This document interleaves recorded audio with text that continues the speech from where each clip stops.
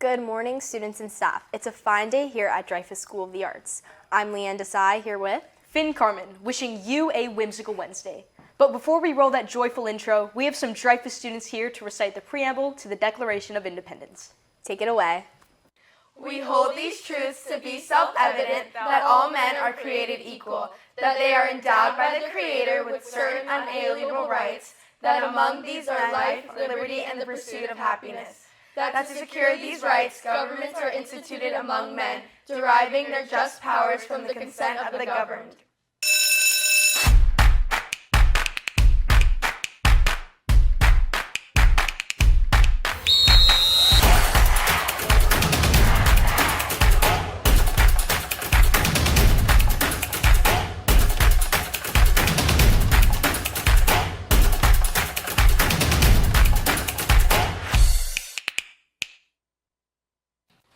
NHS tutoring is now available. If you're struggling in any subject area, don't hesitate to take advantage of this free resource.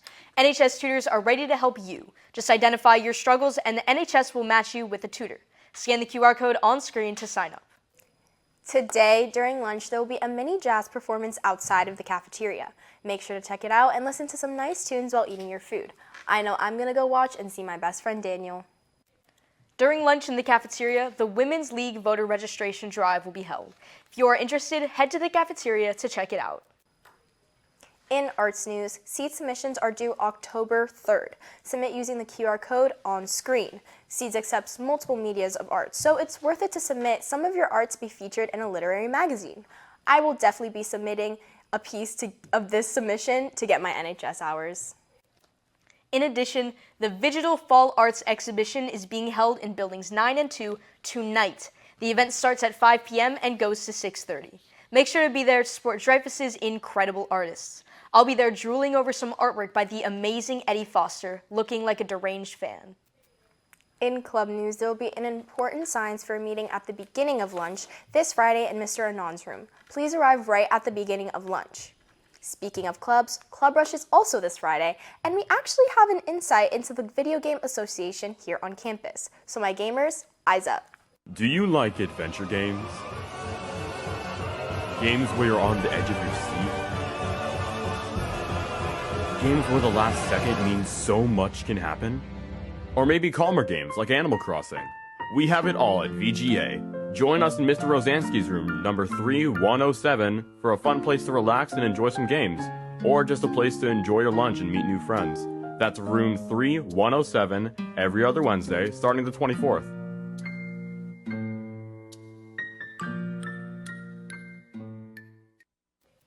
Today, there will be a JV and varsity volleyball game at home against Park Vista in the gym. It opens at 5:30 with the JV team and varsity follows. Make sure to show your support for the Lady Jags and save your voice for their cheers. Speaking of our amazing Lady Jags, let's go to James Griffin covering a wider scope of sports in this week's sports segment. Good morning, Dreyfus. I'm James Griffin, back at it again, bringing you your sports news. Florida football is on fire. Miami destroyed South Florida 49-12.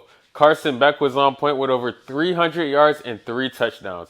Florida State keeps rising, now ranked number 9 after another impressive win. Even with Florida State fans having a week off, they still got to enjoy the same as their 2-0 start, watching their rival Florida Gators lose again. Now that fan base probably feels 3-0. Well, speaking of the Gators, they had a rough night in their SEC opener, falling to LSU 20-10. Looking forward, this weekend is huge. Miami and Florida face off in one of the state's biggest rivalries, and ESPN's College Game Day is bringing national attention to the matchup.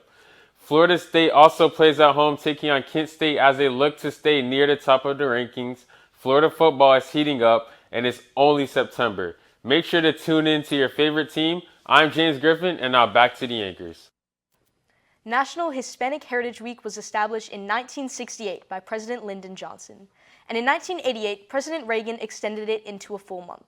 So, to honor that, we are in the room where it happens with Lin-Manuel Miranda. I'm sure all you theater kids will be satisfied with this one. Miranda is a Puerto Rican actor, composer, and writer, best known for creating the Broadway hits Hamilton and In the Heights.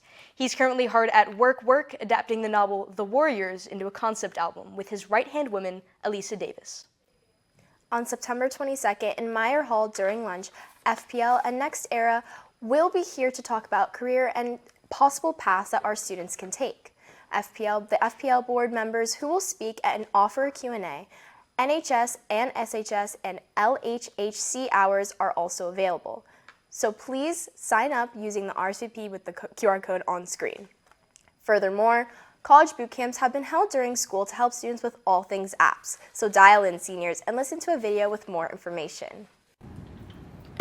According to Forbes, the number of college applicants in the 2025 class increased 7% from the class of 2024. The spike of applicants have contributed to a highly competitive and challenging landscape in previous years. Because of this, seniors have reportedly felt even more pressured and stressed during this overwhelming time, even those who are preparing their whole high school career. I spent a lot of time researching colleges and researching everything that I needed to have prepared for Common App, and I even set up my Common App during the summer. So I say I feel moderately prepared. All I talk about is college. I tend to work on it all the time, and to them it seems like I'm really involved and really prepared. But personally, I'll always feel that sense of doubt that I'm not prepared enough. In an attempt to ease the stress, Dreyfus has brought back their privately funded college boot camps. These boot camps provide an exclusive resource to Dreyfus students to guide them through the application process, help them write their essay, and organize their resumes and achievements. With the field getting more competitive, one of the organizers, Ms. Middleton, explains how the boot camps have had to change year by year to stay up to date with everything the students need to be aware of. So with the application cycle last year, the data indicates that college applications increase at least by 10%, especially with the public institutions. So we know kind of what to expect, and we keep up with the latest trends and the latest information through professional development and through participation within the NACAC organization. So that way we can bring all that information back and help our students be positioned and have their best foot forward with the application process. With how overwhelming this time could be on our seniors, we're very fortunate all the resources our school has to offer to help make it a little bit easier. All of our counselors highly encourage seniors to attend at least one college boot camp. You'll be surprised with how much more informed you'll walk away feeling. I'm Amber Ray, signing off for DSOA Today. Students, just a quick reminder, make sure to buy your yearbooks before November 1st. After that, the prices will rise to $100. Dedication ads are also first come, first served, so make sure you get your little hands on one to commemorate an important part of your year. I'll likely be getting one dedicated to all the hats I had to wear to hide the fact my barber hates to see me happy. That's all we have for you today, Dreyfus. I'm Leanne Desai. And I'm Finn Carmen. We'll see you at class changes and lunch.